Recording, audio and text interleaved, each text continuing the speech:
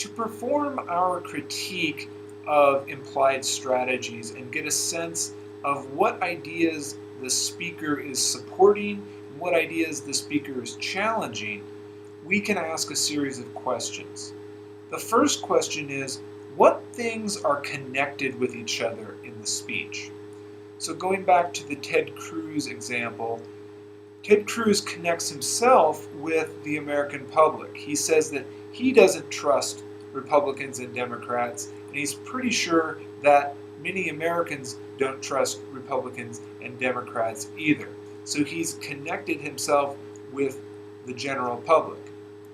He's also connected Republicans and Democrats, indicating that in his view, they're both untrustworthy. The next question we ask is, what things are placed in conflict with each other?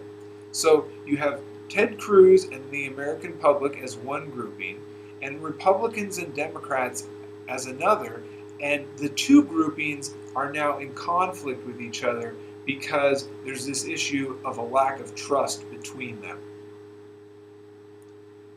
A third question is, what does the speaker leave out? Cruz spends a lot of time focusing in on the importance of the debt ceiling and how big the debt has become. But what we don't hear from him is a discussion of what that debt ceiling is actually paying for. So what programs are there that might suffer if the debt ceiling is not raised? And then finally, we want to ask questions like, who is empowered and who is disempowered by a speaker?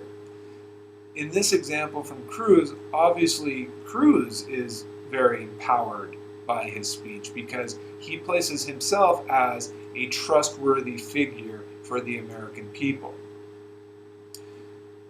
By contrast, the Republicans and Democrats are disempowered because they're portrayed as being untrustworthy.